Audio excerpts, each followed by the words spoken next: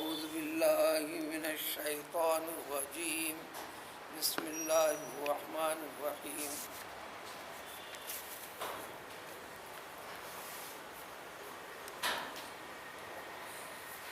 الذين كفروا وصدوا عن سبيل الله زدناهم عذابا فوق العذاب بما كانوا يفسدون.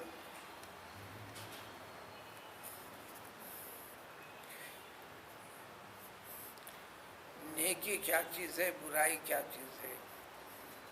اللہ نے یہ کائنات پیدا کر کر ساری کائنات کی منفعت کو، فوائد کو انسان کے ساتھ جوڑ کر ساری مخلوقات میں بڑا درجہ دیا. اس بڑائی کے ساتھ قائم رہنے، انسانیت کے ساتھ جینے کے طور طریقے، ڈھنگ سلیقے سکھائے.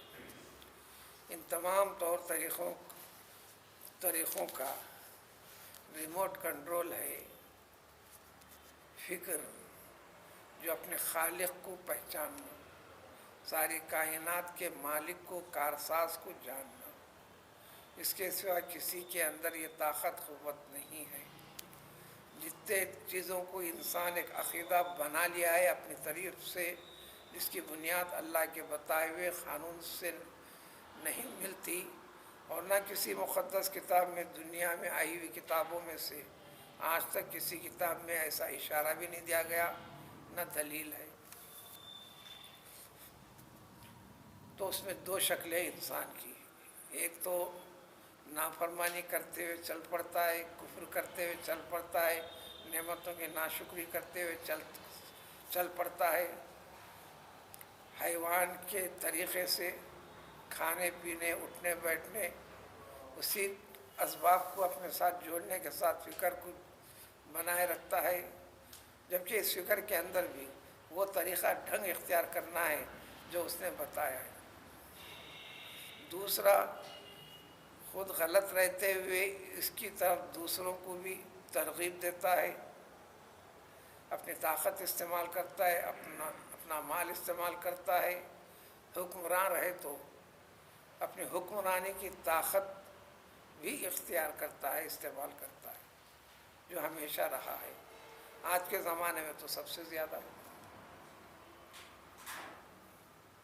اس سے متعلق قاعدہ بتاتے ہیں، ایسے وہ لوگ جو خود نافرمان ہیں، احکام خداوندی کی نافرمانی کرتے ہیں دو طریقے سے. ایک تو عقیدے اور زبان سے ہی تسلیم نہیں کرتے. دنیا کا بڑا حصہ، سب سے زیادہ آبادی، سب سے زیادہ انسان اسی کی طرف ہے. پھر آگے بات یہ، دوسروں کو بھی اس طریقے سے منع کرتے ہیں. منع کرنے کے لیے جتنے ذرائع اسباب ہیں سب اختیار کرتے ہیں.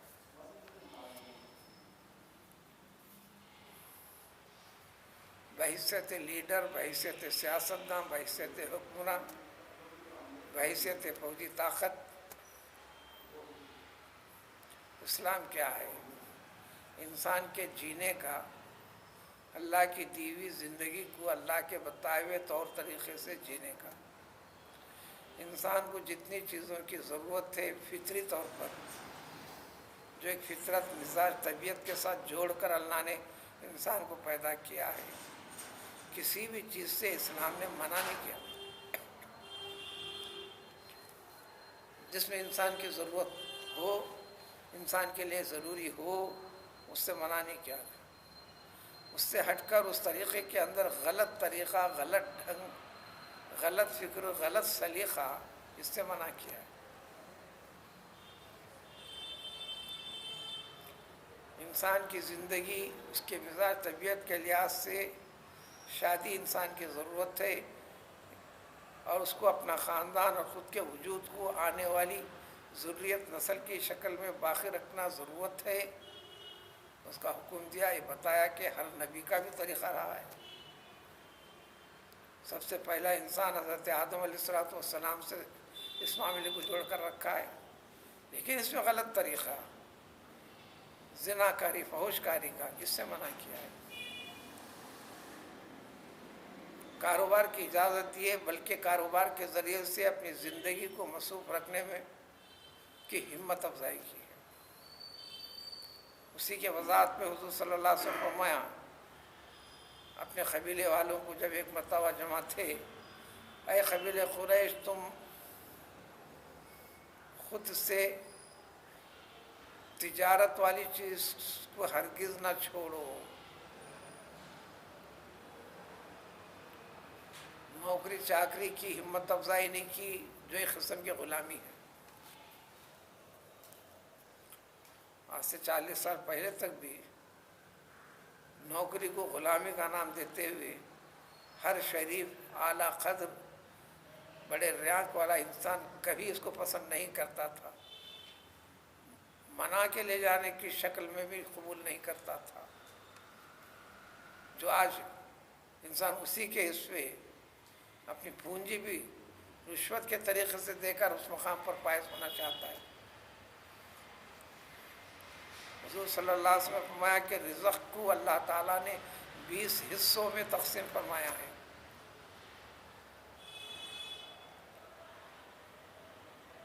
19 حصے اللہ تعالیٰ نے رزق کے، رزق کیا؟ انسان کی ضرورت کی تکمیل کرنے والی ہر چیز، وہ تجارت میں رکھا ہے، خود سے کاروبار کرنے میں رکھا ہے۔ ماں باپ جتنے چیزیں ہیں وہ رزق کے 20 حصوں میں سے ایک حصہ ہے جو غلامی، نوکری چاکری وغیرہ کی شکل میں، لیکن اس میں بد دیانتی سے منع کیا، اپنی ذمہ داری سے سبکدوش ہونے سے منع کیا، غلط طور طریقے سے منع کیا۔ کاروبار میں بھی ہر چیز کے اندر کسی چیز سے ایسا منع نہیں کرتا، اس کی ضرورت کا حکم دیتا ہے۔ تو اسی طرح یہ ساری کی ساری چیزوں کے طریقے صحیح بتانے کا نام وہی اسلام ہے۔ اس نظریے کو چھوڑ دینا، اس طریقے سے منہ موڑ لینا، پھر یہ اللہ کا فرمان ہے ایسا نہیں سمجھنا، من مانی کرنا، دنیا والے یہ کرتے سے کرنا اور اس کی ترغیب دینا، یہ سب سیدھے راستے سے خود ہٹ جانا، دوسروں کو ہٹانا۔ توحید کے بعد یہ ساری کی ساری چیزیں ہیں، اور اس پر باقی رہنے کا اعتراف و اقرار کے لیے نمازوں کا ادا کرنا ہے، ذمہ داری کو سمجھنا ہے کہ اللہ کے حکم کے متبع و فرما بردار ہم ہیں۔ روزوں کی فرضیت کا اعتراف مشاہدے کے ذریعے سے پیش کرنا رکھتے ہوئے، کاروبار میں دیانت عملی ثبوت پیش کرنا، اس دیواجی زندگی کے اندر جو طور طریقے بتائے گئے اس کو حکم خدا بندی سمجھ کر اپنے نفع و نقصان کو ترجیح نہیں دینا۔ جو ایسا کرتے ہیں، ایک تو منع کرتے ہیں خود اعتراف سے، دوسرے کر کے بتاتے ہیں، تیسرے جانتے ہوئے اس کے خلاف کرتے ہیں، جو دوسروں کے لیے ذریعہ بنتا ہے معاشرے کی خرابی کا۔ یہ خرابی ہوتے ہوتے خالق خداوندی کے احکام کی خلاف ورزی کا۔ تو اللہ نے فرمایا کہ یہ لوگ، یہ دو کام جن کے اندر ہوتے ہیں، ایک تو خود برے راستے میں چل پڑے، دوسروں کو بھی اس کی ترغیب دینے لگے، حکم دینے لگے مختلف طریقے سے، اس طریقے سے ہٹنا نہیں چاہتے، تو اللہ نے فرمایا کہ ان کو ایک عذاب نہیں، جو خود سے نافرمان رہتا ہے اس کے لیے جو عذاب ہے اس کا ڈبل عذاب دیا گیا ہے۔ دوسری جگہ وضاحت دیں گے اسی طرح نیک راستے میں خود کا نیک رہنا ایک چیز ہے، نیکی کو اختیار کرنا ایک چیز ہے، نیکی کا طریقہ سلیقہ رائج کرتے ہوئے، مظاہرہ کرتے ہوئے کسی ایک طبی بندے خدا کو، جو اولاد کی شکل میں ہو سکتا ہے، دوست و احباب کی شکل میں ہو سکتا ہے، وغیرہ وغیرہ، اس کے لیے بھی دوہرا ثواب ہے۔ تو اس کے لیے بھی جب یہ دو کام کرتے ہیں، ایک تو خود غلط کرتا ہے، غلطی کی طرف دوسروں کو رہنا دیکھنا پسند کرتا ہے، اس کی ترغیب دیتا ہے، پھلا پھلا کرتا ہے۔ اب تو کھلے عام اعلان ہو رہا ہے، پھر بھی مسلمان توجہ دینے کے لیے لازم ہے۔ ایک نے کہا انہی پندرواڑے کے اندر 2020 تک پورے ہندوستان میں کسی ایک کو بھی مسلمان رہنے نہیں دوں گا، ہر مسلمان کو غیر مسلم بنا کر ہی رہیں گے۔ ایک پارٹی اس کی طاقت کے بل بوتے پر اعلان ہے، اس کا اعلان وہ ایک طاقت کو جھونکنے کا نام ہے، سرگرمیوں کو اختیار کرنے اپنانے کا نام ہے۔ ظاہری طور پر تو یہ قدرت کی طرف سے ہے، یہ بھی مسلمان اپنی مسلمانی کو زبان کے حد تک نہ رکھے، اس کے تقاضے کے ساتھ جوڑ دے۔ الغرض یہ دو خرابیاں جس کے اندر ہوتے ہیں، ہم ان کو عذاباً فوق العذاب، عذاب کے اوپر عذاب دیں گے۔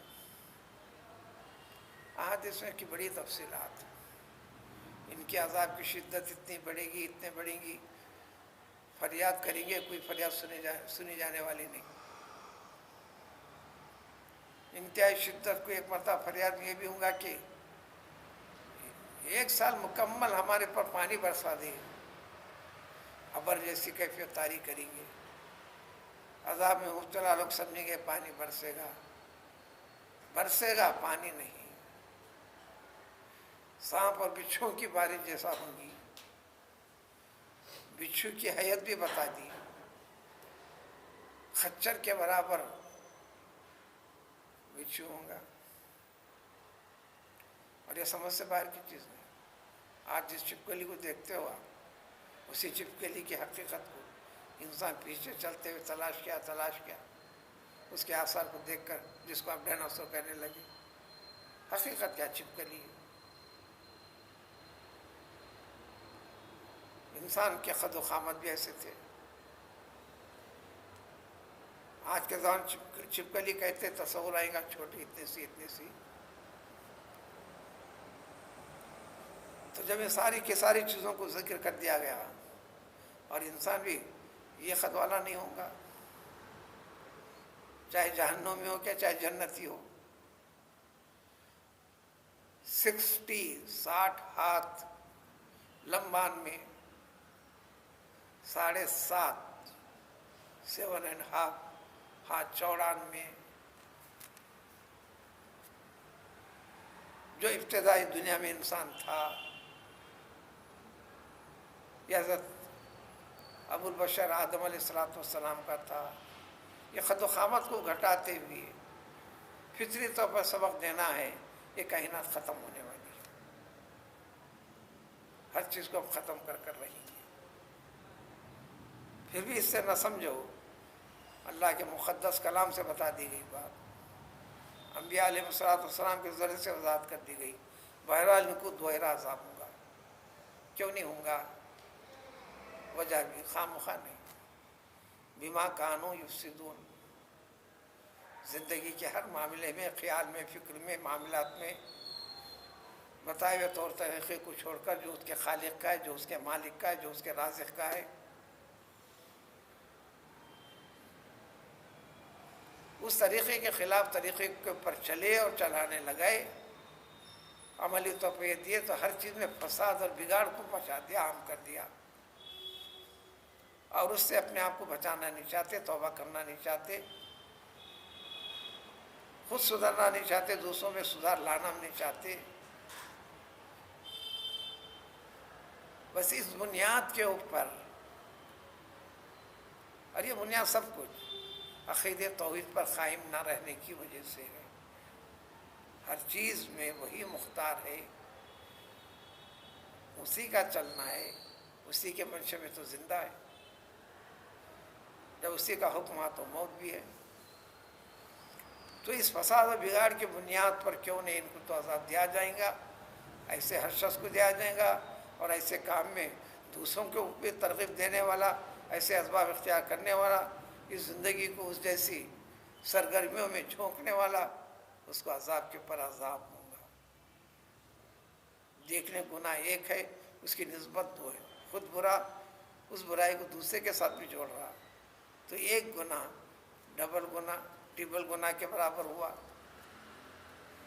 اور اللہ تعالیٰ عدل و انصاف کرنے والے ہیں.